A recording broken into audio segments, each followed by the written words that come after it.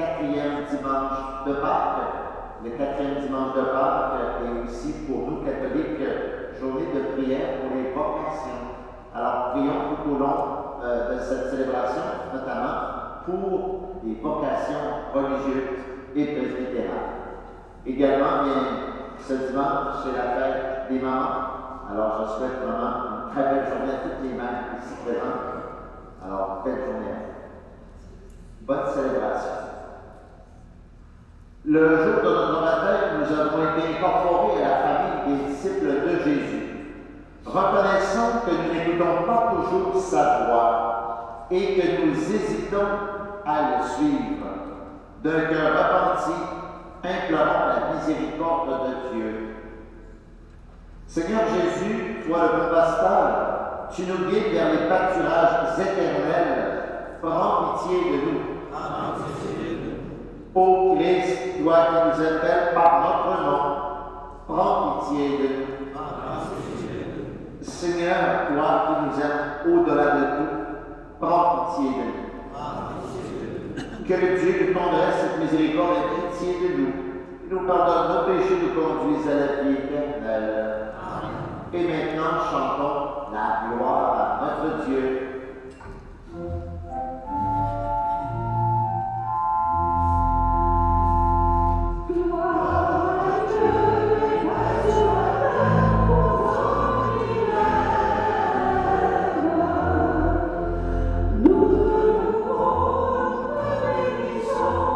Nous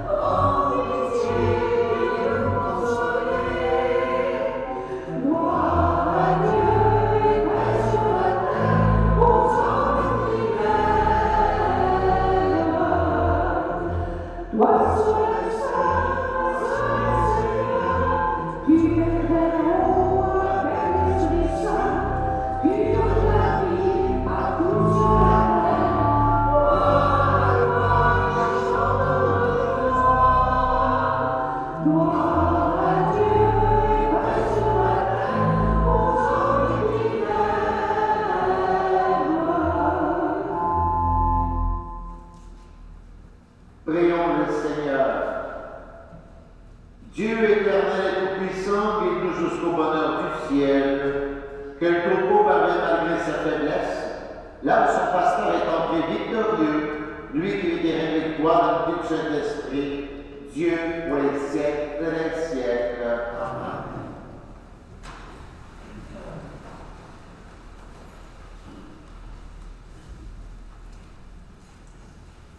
Lecture du livre des Actes des Apôtres.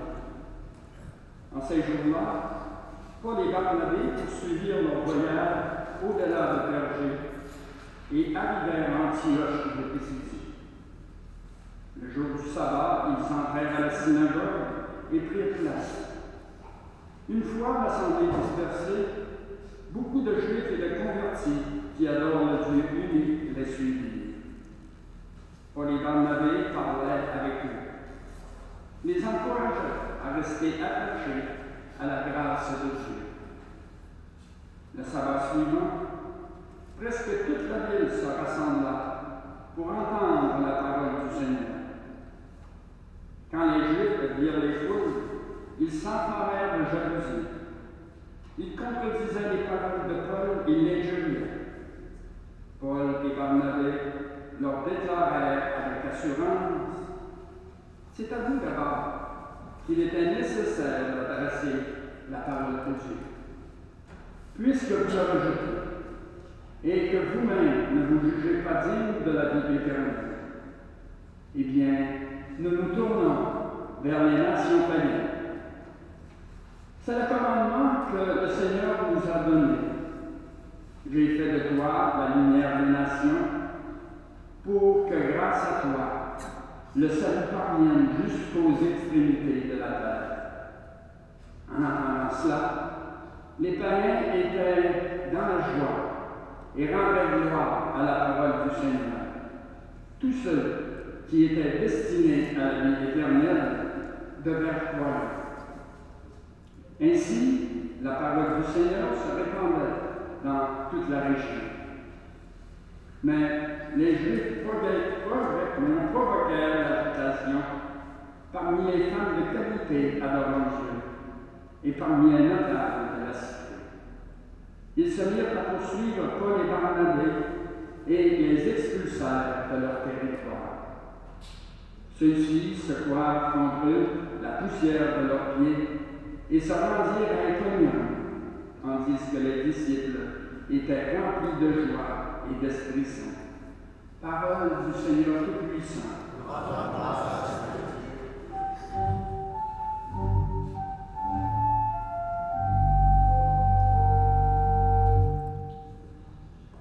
Nous sommes son peuple, son troupeau.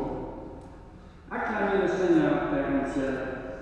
Servez le Seigneur dans l'allégresse. Venez à lui avec des chants de joie. Nous sommes son peuple, son troupeau. Reconnaissez que le Seigneur est Dieu. Il nous a fait et nous sommes à lui. Nous sommes son peuple, son troupeau. Nous sommes son peuple, son troupeau. Oui, le Seigneur est bon, éternel est son amour. Sa fidélité demeure âge en âge. Nous sommes son peuple, son troupeau. Lecture de l'Apocalypse de Saint Jean. Moi, Jean, j'ai vu, et voici une foule immense, que nul ne pouvait dénoncer. Une foule de toutes nations, tribus, peuples et langues. Ils se tenaient debout devant le trône, devant la nuit, vêtus de robes blanches, avec des palmes à la main. L'un des anciens me dit: ceux-là viennent de la grande épreuve. Ils ont lavé leurs robes. Ils les ont blanchis par le sang de l'agneau. C'est pourquoi ils sont devant le trône de Dieu. et le servent jour et nuit dans son sanctuaire. Celui qui siège le trône établira sa demeure chez eux. Ils n'auront plus faim, ils n'auront plus soif, ni le soleil, ni la chaleur les accablera, puisque l'agneau qui se tient au milieu du trône sera leur pasteur pour les conduire aux sources des eaux de la vie. Et Dieu essuiera toute l'âme de leur yeux. Parole du Seigneur Tout-Puissant. Levons-nous pour l'acclamation de l'Évangile.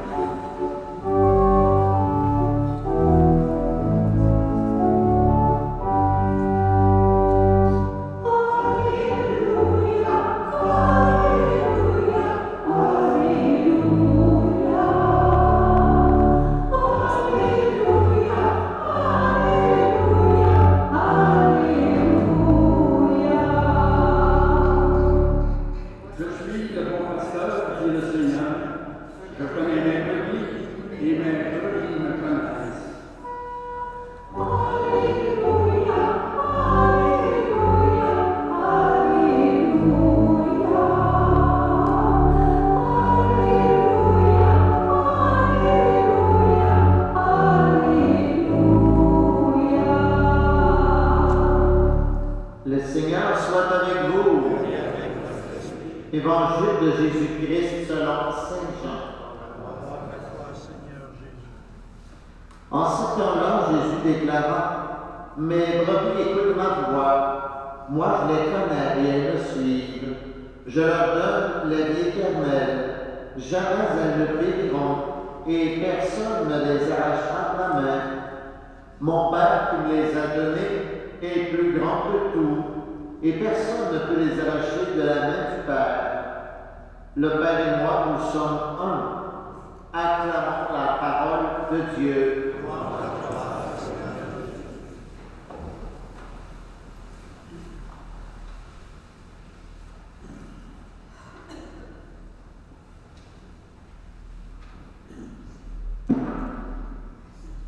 Alors, comme je vous le mentionnais au début de la messe, aujourd'hui, c'est la journée de prière pour les vocations dans l'Église. Alors, cette journée mondiale de prière est proposée par l'Église catholique depuis 1964 et célébrée depuis 1971, le 4e dimanche de Pâques. Donc, ça fait plus de 50 ans, c'est ça. C'est une journée pour prier pour toutes les vocations, bien sûr, mais plus spécialement pour les vocations religieuses et presbytérales. En faisant des recherches sur le mot vocation, j'ai découvert que ce mot signifiait être appelé. Quand on dit que tu as une vocation, ça veut dire qu'on a été appelé. Appelé par qui? Appelé par le Seigneur à prendre un engagement en son nom. Notre Église et notre monde a besoin plus que jamais de femmes et d'hommes prêts à donner leur vie à la suite et à la manière de Jésus. Car Jésus, c'est vraiment un bon pasteur, un bon berger pour notre humanité. Comme il le mentionne dans l'Évangile d'aujourd'hui, il dit: « Mes brebis écoutent ma voix, je les connais et elles me suivent. Je leur donne la vie éternelle, jamais elles ne périront. » Alors, une des vocations essentielles à la vie chrétienne est celle du presbytérat, à la prêtrise. Depuis quelques années, nous parlons parfois souvent des prêtres de façon pas tellement positive. Et souvent, ceux qui font la manchette, c'est ceux qui ont manqué gravement leur engagement. Malheureusement, ceux-ci viennent ternir le merveilleux travail évangélique de tant d'autres qui se sont dévoués avec tant d'amour et au service du peuple de Dieu. Alors aujourd'hui, pour renverser un peu la vapeur à notre façon, je vous invite ce matin à penser à un prêtre que vous avez connu dans votre vie et qui vous a marqué positivement dans votre vie de foi. qui vous a aidé peut-être à grandir comme chrétien, qui vous a peut-être accompagné dans des moments de joie de terre. Ça peut être un prêtre que vous avez connu personnellement, ou que vous connaissez peut-être seulement par ses écrits, par sa renommée ecclésiale. Ça peut être un saint prêtre du passé, comme par exemple le saint curé d'Ars ou saint Jean Bosco. Alors je vous invite à penser à ça aujourd'hui. Moi, je vais vous donner un exemple. Lorsque j'étais jeune, je me souviens d'avoir lu une petite biographie de saint Jean Bosco. Ça m'avait vraiment impressionné. Alors, saint Jean Bosco, lui, il était vraiment donné à la jeunesse. Il prenait soin d'éducation des jeunes. Puis il était sans cesse en train de leur enseigner les valeurs de Jésus, la prière, toutes les bonnes choses du catéchisme. Ce prêtre, il m'a inspiré, ça m'a aidé à devenir prêtre dans ma vie. Il avait été une source d'inspiration. J'ai eu le privilège, j'imagine, d'aller recueillir sur sa tombe à Turin, en Italie, au moment donné. Si c'est un saint reconnu, je vous invite à faire une prière par son intercession aujourd'hui. S'il est décédé ou encore vivant, je vous invite à prier pour lui. Mais surtout en ce jour, je vous invite à prier pour que le Seigneur appelle des hommes de foi et que ceux-ci répondent à son appel à donner leur vie à son service et au service du peuple chrétien. J'aimerais vous citer ce que disait Saint Patron des prêtres, Saint Curé d'Ars, sur les prêtres. Il disait, le prêtre n'est pas prêtre pour lui, il l'est pour vous. Et encore, oh que le prêtre est quelque chose de grand.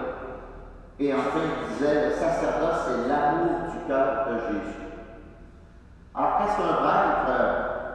J'aimerais vous lire une belle définition que j'ai lue sur le site internet du diocèse de Québec. Des fois, on dit, l'Internet n'a pas des bonnes choses tout le temps, mais il y en a des aussi bonnes aussi quand on sait chercher, notamment sur les sites catholiques. Alors, on disait, le prêtre, c'est un homme qui offre sa vie au Seigneur en se mettant au service du peuple de Dieu. Voilà. Si je développe un peu l'idée, le prêtre est envoyé par l'Église pour proclamer la bonne nouvelle de Jésus et aider les gens qui le rencontrent à grandir dans leur foi, tant par son exemple, son enseignement, que les sacrements qu'il vit avec les fidèles. Il accompagne les croyants dans leur vie de foi, du baptême au sacrement des malades en passant par l'Eucharistie, le mariage pour certains et le sacrement de réconciliation anglicane. Le prêtre puise la fécondité de son ministère dans sa relation avec le Christ, qu'il se vit au contact de la parole de Dieu, de la messe, de la prière de l'Église. Vous savez, la prière de l'Église, c'est la liturgie des arts, plus communément appelée, on a entendu ça souvent dans le passé, on appelle ça le breviaire. Alors, chaque prêtre, on dit notre breviaire à tous les jours. Comme ce matin, en me levant, j'ai fait mon breviaire. Je vais le faire encore dans la journée, je vais le faire au verre ce soir avant de me coucher. Les prêtres religieux, eux autres, vous savez, il y a deux types un peu de presbytérat. Il y a des prêtres qui sont religieux, puis il y a des prêtres séculiers.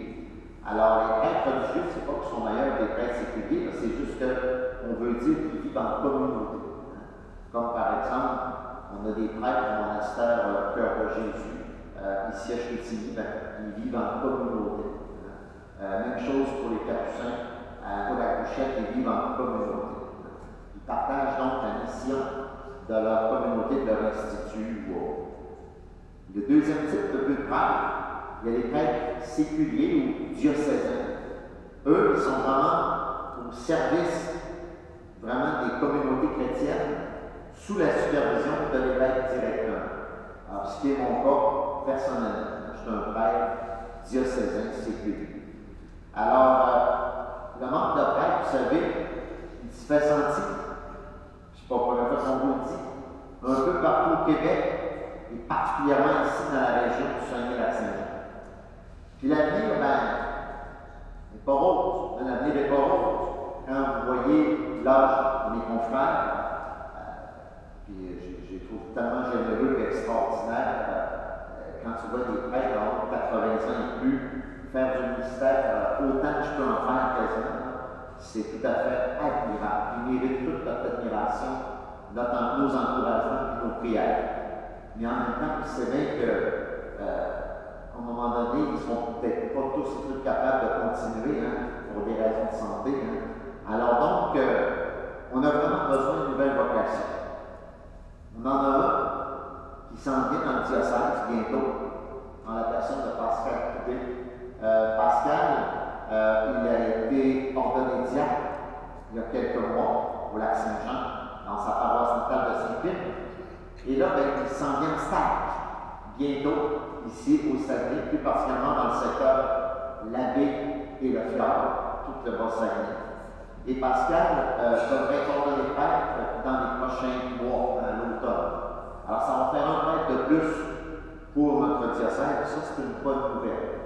Mais il faut avoir d'autres Pascal, d'autres prêtres comme lui, d'autres jeunes hommes qui répondent à l'appel du Seigneur pour le servir et servir le peuple de Dieu.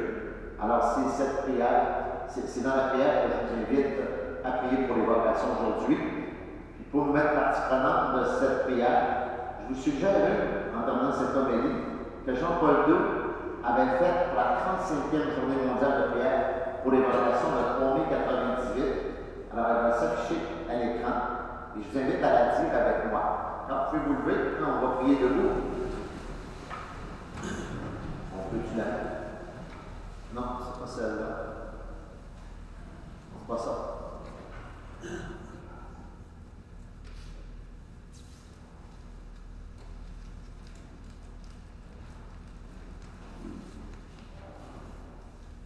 Ça commence par esprit d'amour.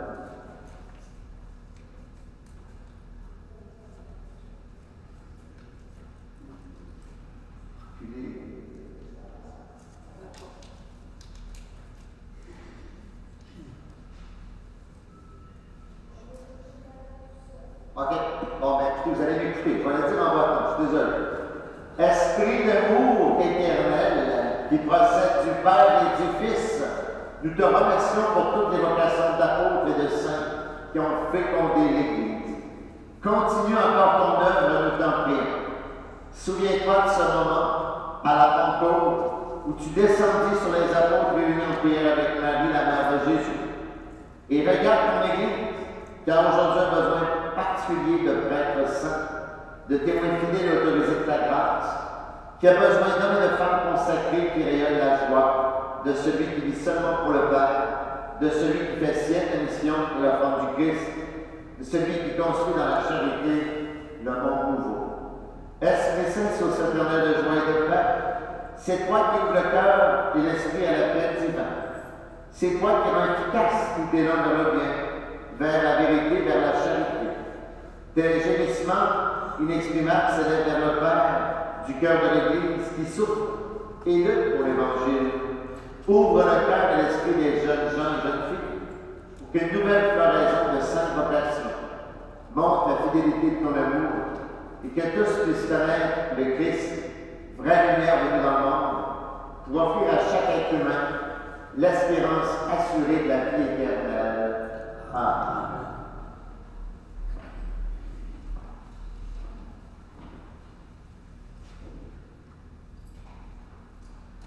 On va maintenant faire notre profession de foi. Je crois en Dieu, le Père Tout-Puissant, Créateur du ciel et de la terre, et en Jésus-Christ, son Fils unique, notre Seigneur, qui a été conçu du Saint-Esprit, est né de la Vierge Marie, a souffert sous Ponce Pilate, a été crucifié, est mort, a été enseveli, est descendu aux enfers, le troisième jour est ressuscité des morts, est monté aux cieux, est assis à la droite de Dieu le Père Tout-Puissant, d'où il viendra juger les vivants et les morts. Je crois en l'Esprit Saint, à la Sainte Église catholique, à la communion des saints, à la rémission des péchés, à la résurrection de la chair.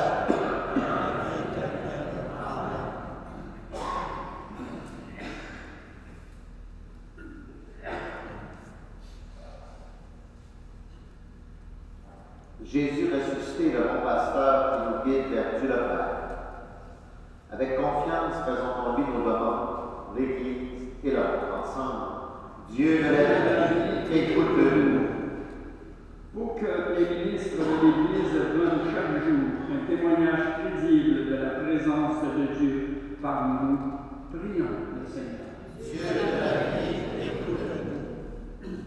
Pour que les jeunes acceptent l'appel de Dieu à travailler à l'annonce de l'Évangile, prions le Seigneur. Dieu de la vie, écoute-nous. Pour que les personnes qui souffrent physiquement ou psychologiquement trouvent en nous une main accueillante et secourante, prions le Seigneur. Dieu de la vie, écoute-nous. Pour que les mères fêtées en ce jour reçoivent toutes les marques d'affection pour les réjouir et les réconforter, prions le Seigneur.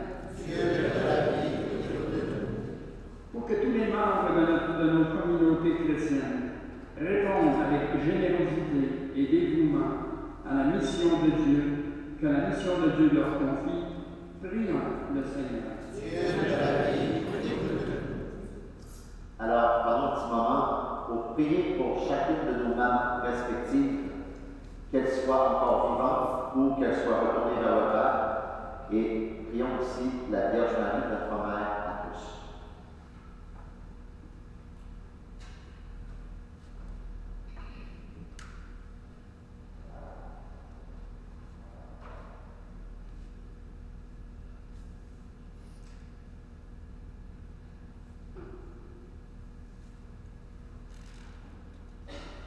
Prions le Seigneur.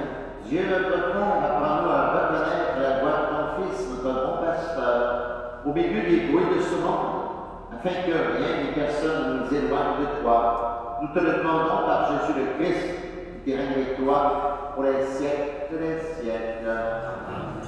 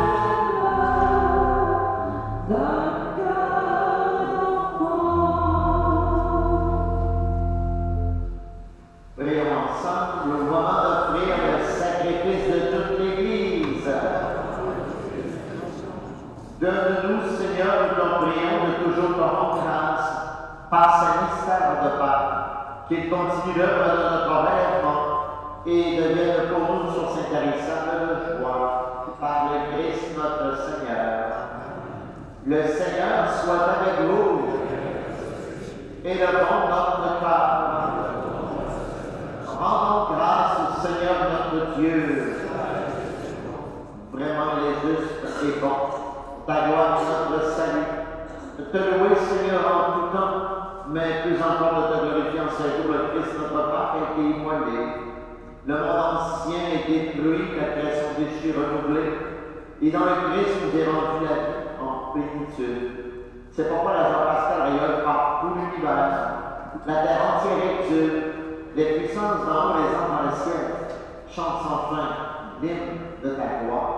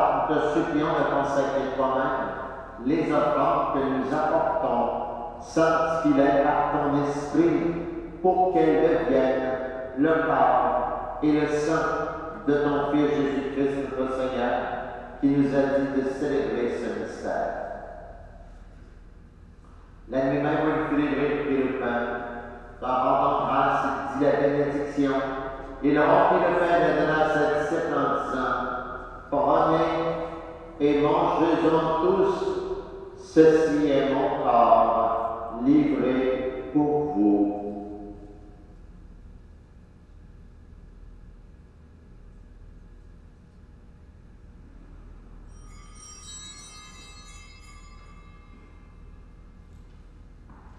De même, après le repas, il prit la coupe. Par rendant grâce, il dit la bénédiction et donna la coupe à ses disciples en disant: Prenez et buvez-en tous, car ceci est la coupe de mon sang, le sang de l'alliance nouvelle et éternelle, qui sera versé pour vous et pour la multitude en rémission des péchés. Vous ferez cela en mémoire de moi.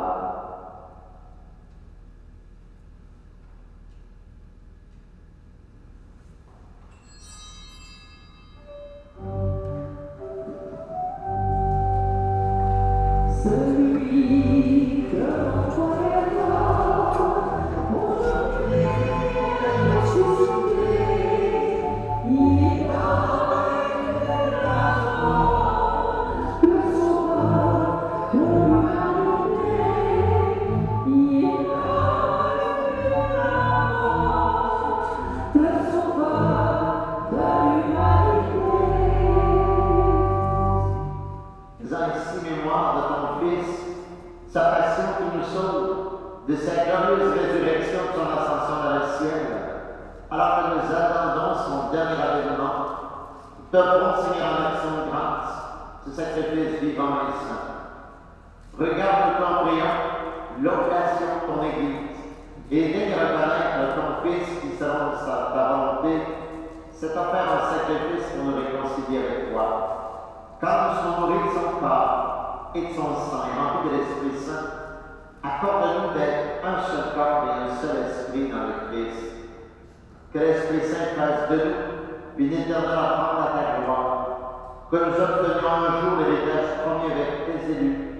En premier lieu, la bienheureuse Vierge Marie, Mère de Dieu, avec Saint Joseph, son époux, avec Saint Anne, notre patronne, les bienheureux apôtres Pierre, Paul et les autres, les glorieux martyrs, et toutes les saints qui ne savent intercéder auprès de toi et nous assurent de ton secours. Et maintenant, nous te supplions, Seigneur, par le sacrifice qui nous réconcilie avec toi, et tends au monde entier le salut de la terre, affermis ton Église en pèlerinage sur la terre dans la foi et la charité, en union avec ton serviteur, notre pape Léon XIV, avec notre évêque René, l'ensemble des évêques, les prêtres, les diacres, et tout le peuple que tu as racheté. Écoute à ta bonté les prières de ta famille que tu as voulu rassembler devant toi. Ta miséricorde ramène à toi, Père président, tous tes enfants dispersés. Pour nos frères et sœurs défunts, pour toutes celles et ceux qui ont quitté ce monde, et pour grâce devant toi, nous te prions. Et nous prions d'une façon particulière pour la mise de Victor, pour Yvette Céline et Gustave Tremblay, par Mme Chantal Tremblay.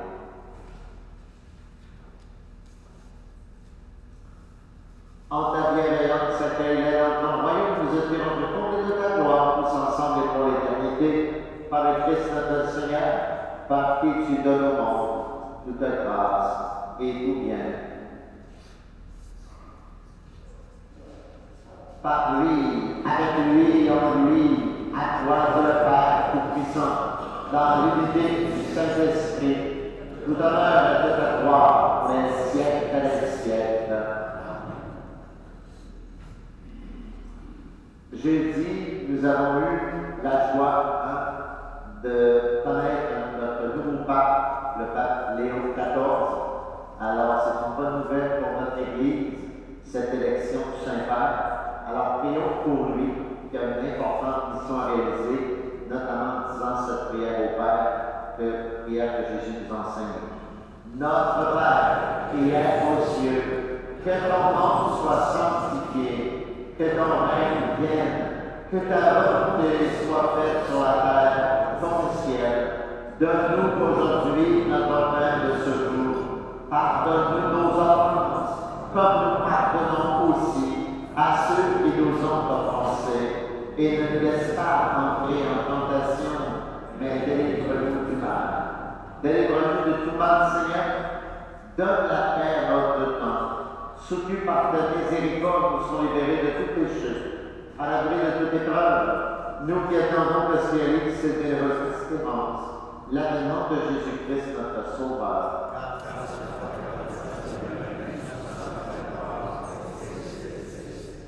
Seigneur Jésus-Christ, tu as dit à tes apôtres, je vous laisse la paix, je vous donne ma paix.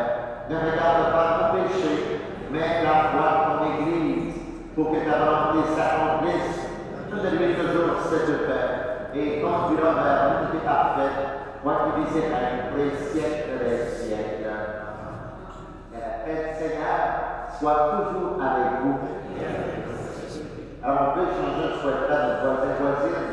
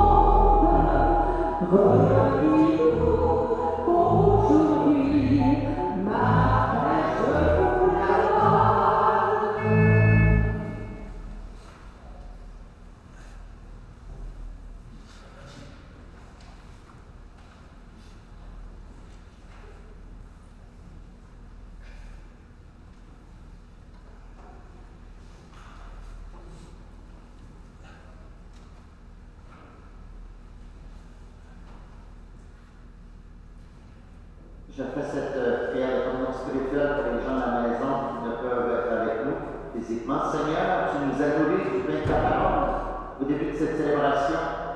Maintenant que nous ne pouvons communier sacramentellement par de ton Fils Jésus, au pain de vie est posé sur ton autel. Donne-nous ton esprit d'amour afin d'être en communion avec nos frères et sœurs de toute la terre. Amen. Voici l'agneau de Dieu, voici celui qui enlève les péchés du monde. Heureux les invités au repas des noces de l'agneau. Seigneur, je ne suis pas digne de te recevoir, mais seulement parole que je serai guéri. Que le corps soit Seigneur de la vie.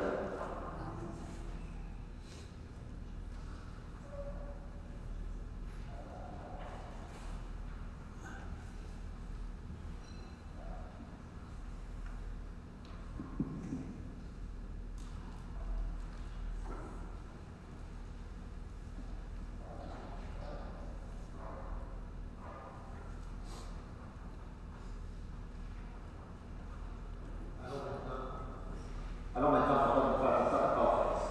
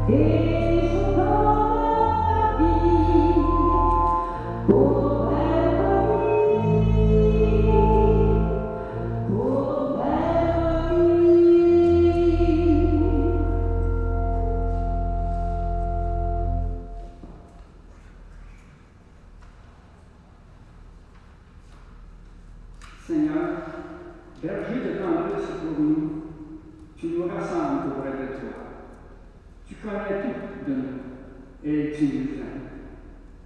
Tu veux partager avec nous ton intimité. Tu marches devant nous avec nous. Ta route est la parole et ton chemin est la nous. Parfois, des vents de tempête se lèvent dans nos vies. Nous peinons alors sur la route. Mais ta présence constante à nos côtés nous rassure et ton souffle nous soutient. Reviennent les jours de sérénité et d'espérance qui donnent le goût de danser la vie avec toi. Seigneur, nous voulons te suivre sur le chemin de l'amour. Que ton esprit nous aide à discerner notre manière spécifique de répondre à ton appel. Fais de nous de bonnes bergères et bergers, et pour nos familles, nos amis, tous nos milieux de vie, nous t'en prions. Garde-nous sur la route du bonheur, sans fin et de la paix. Bonne fête des mères à tous, qui ont été présents dans notre assemblée.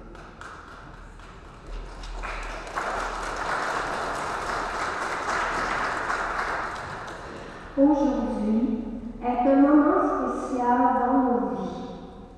Pour souligner l'importance de cette journée, le comité de liturgie a pensé vous offrir maman une carte de vœux à la sortie de cette célébration. Cette carte a été fabriquée par 2 personnes du comité de liturgie. Puisse cette journée vous conduire d'amour, de tendresse et de reconnaissance. Merci, maman, de nous avoir donné la vie.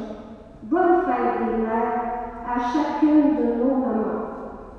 J'invite Rémi maintenant à venir vous parler quelques minutes.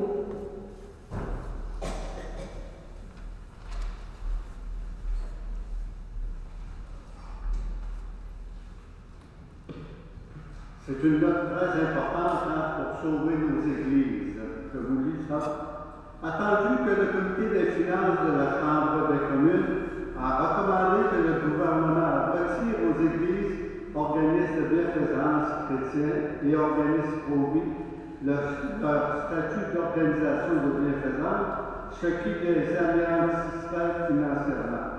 Attendu que cette proposition radicale imposerait une taxe de révocation de 100%, permettant au gouvernement de saisir les biens des organismes religieux, entraînant la fermeture des églises, banques alimentaires, œuvres caritatives chrétiennes à travers le pays.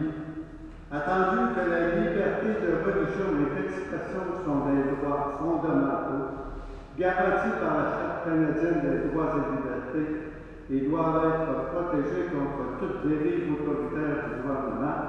Par conséquent, il a résolu que les souciés, nous autres, immédiatement et sans équivoque, que ces propositions soient officiellement retirées et rejeter toute tentative de priver les églises, les organismes de bienfaisance chrétiens, les organismes pro-vie de leur reconnaissance légale et de leur statut d'organisation de bienfaisance, tout en défendant leur droit d'exister, sans ingérence gouvernementale, sans pénalité financière ni fermeture forcée. Alors, il y a des fois, il y a la feuille sur les tables arrière, ici, de photosiècle et des crayons. C'est important de signer ça, puis d'appeler aux députés pour dire que vous contestez cette demande certainement du gouvernement. Merci.